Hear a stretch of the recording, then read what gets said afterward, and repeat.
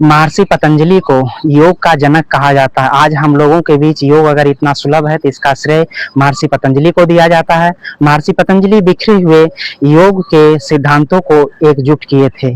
आज महर्षि पतंजलि का जो अष्टांग योग दिया गया है, उस अष्टांग योग को हम इस तस्वीरों के माध्यम से समझाने का प्रयास करेंगे। यहाँ पर आपको दिया हुआ है यमा। यह अष्टांग योग में योग का 8 अंग बताया गया है। यम, नियम, आसन, प्राणायाम, प्रत्याहार, धारणा, ध्यान, समाधि, अष्टांगानी। इसमें से ये पहला जो अंग है यमा, यम में है अहिंसा, सत्य, अस्थेय, अहिंसा, सत्य, अस्थेय, ब्रह्मचर्य, अपरिग्रह, यमा। पांच बताया गया है। यम 5 होता है, अहिंसा, सत्य, अस्थेय, ब्रह्मचर्य, अपरिग्रह, जो ये हैंड में यहाँ पर दिखाया हुआ है। आगे देख सकते हैं, आगे जो है दूसरा अंग जो है अष्टांग योग का हुआ नियमा।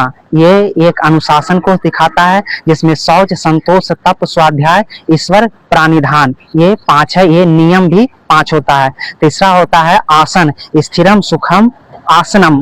आसन के संदर्भ में योग चूड़ामणि उपनिषद में भी कहा गया है कि आसनेन रुजमहन्ति, आसन रोगों का अंत करता है। ऐसे आसन जो है मेरे शरीर को लचीला बनाता है, सुदृढ़ बनाता है और संतुलन को विकसित करता है। यही है आसन। स्थिरम, सुखम, आसनम महर्षि पतंजलि का यह परिभाषा, और इसमें दिखाया गया है वृक्षासन करते हुए दिखाया गया है, एक आसन है। आगे आते हैं, आगे होता है प्राणायाम।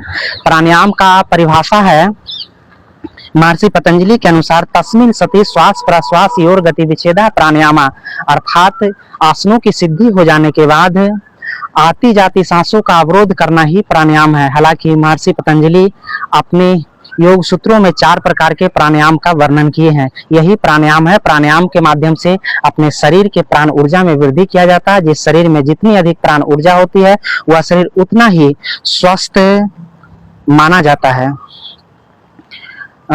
इसके आगे है प्रत्याहार। ये प्रत्याहार जो होता है, प्रत्याहार जो है मैं अपनी इंद्रियों को उस तरह अंदर की ओर मोड़ लेना, जैसे कि कछुआ जो है अपने 4 पैर और सिर को अंदर की ओर घुसा लेता है, वही होता है प्रत्याहार। यानी अपने इंद्रियों को बहिर्मुखी से अंतर्मुखी बना लेना, क्योंकि जब इंद्रियां बाहर की ओर जाएंगी, वह विषयों की ओर जाएंगी, तो मेरी शांति भंग होगी, बेचैनी होगी। तो प्रत्याहार का मतलब होता है अपनी इंद्रियों को अंदर की ओर अंतर्मुखी बना लेना। आगे है, ये है धारणा। ये नेक्स्ट अंग जो है महर्षि पतंजलि का अष्टांग योग का धारणा है। धारणा का मतलब होता है अपने मन को किसी बिंदु पर ले जाकर के रोक लेना, किसी बिंदु पर जाकर टिका देना, यही होता है धारणा। ये धारणा को दिखाया गया है।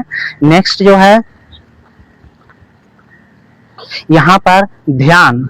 ये जो है ध्यान, इसको तत्र प्रत्यय कथनता ध्यानम, अर्थात मन को किसी एक बिंदु पर रुक जाना ही क्या है, ध्यान है। रुक जाना ही ध्यान है, मेडिटेशन जिसको कहते हैं। और मेडिटेशन इनर पीस और प्लीजर के लिए लाभदायक है। हमारे मन को सुदृढ़ करता है, मन को एकाग्र करता है, मानसिक रोगों को ठीक करता है। रोगों का शुरुआत मन से होता है। अगर मेरा मन स्वस्थ है तो पूरा शरीर स्वस्थ होगा। कोई भी व्याधि जो है पहले आदि बन करके आती है, जो मेरे मन को दूषित करती है, बीमार करती है, उसके बाद मेरे शरीर को करती है। इसके बाद आप देख सकते हैं यहाँ पर जो है अंतिम जो है समाधि, इनलाइटेनमेंट जो होता है। समाधि का मतलब हुआ जब मेरा मन एक पूरी तरह से स्थिर हो जाता है, विषयों से मुक्त हो जाता है, तभी उसी को बोलते हैं समाधि बोलते हैं। मुझे एक इनर पीस और प्लीजर मिलने लगता है। हम अपने इंद्रियों और मन पर विजय प्राप्त कर लेते हैं। यह अंतिम अंग जो है महर्षि पतंजलि का, यह है समाधि है। Thank you so much. जय हिंद।